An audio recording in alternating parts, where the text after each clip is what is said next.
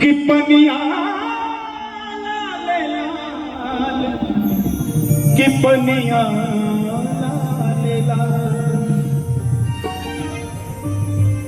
कि पनिया लाल लाल, ए गौरा हमारो के चाही पनिया लाल लाल, ए गौरा हमारो के चाही पनिया लाल लाल, ए गौरा हमारो के चाही पनिया लाल लाल, हे गौरा हमरो के चाही।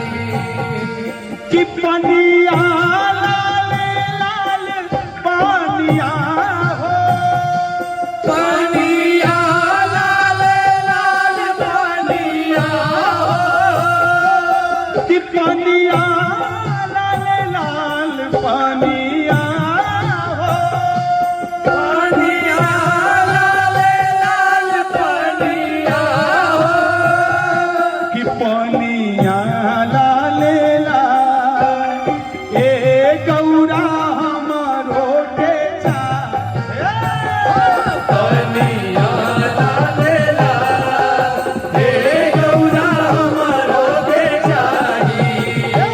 पनिया लाल लाल, हे गौरा हमरो के चाही। पनिया लाल लाल, हे गौरा हमरो के चाही। शिवरात्रि का दिन है, भोलेनाथ लाल लाल पानी के पीछे पड़े हैं। गौरा माता से पानी मांग रहे हैं कि लाल पानी हमको चाहिए। भोलेनाथ से कह रहे हैं, भोलेनाथ कह रहे हैं कि गौरा हमें पनिया लाल लाल चाहिए। गौरा माई कह रही है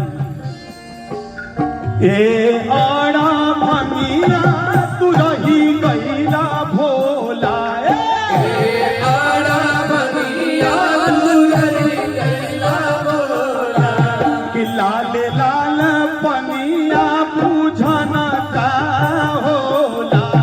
लाल लाल पनिया पूजन कहाँ होला।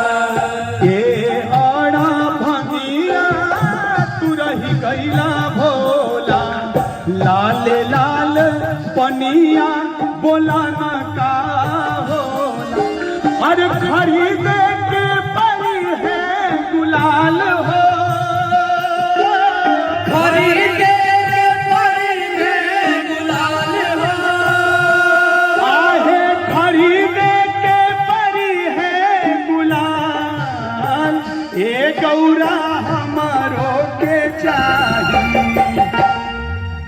कि पनिया लाल लाल, ए गौरा हमारो के चाही पनिया लाल लाल, हे गौरा हमरो के चाही। पनिया लाल लाल, हे गौरा हमरो के चाही। पनिया लाल लाल पनिया हो, पनिया लाल लाल पनिया हो, पनिया लाल लाल पनिया हो, पनिया लाल लाल पनिया हो। पनिया लाल लाल, ए गौरा हमारो के चाही पनिया लाल लाल, हे गौरा हमरो के चाही। पनिया लाल लाल, हे गौरा हमरो के चाही। सुना लाल लाल पनिया बोला न कहा होला, लाल लाल पनिया बोला न कहा होला, लाल लाल पनिया बोला न कहा होला। लाल लाल पनिया बोला कहाँ होला। खरीद के परी है गुलाल हो, हो खरीद के परी है गुलाल हो, आहे खरीद के परी है गुलाल, ए गौरा हमारो के चाही पनिया लाल लाल, ए गौरा पनिया लाल लाल, हे गौरा हमरो के चाही।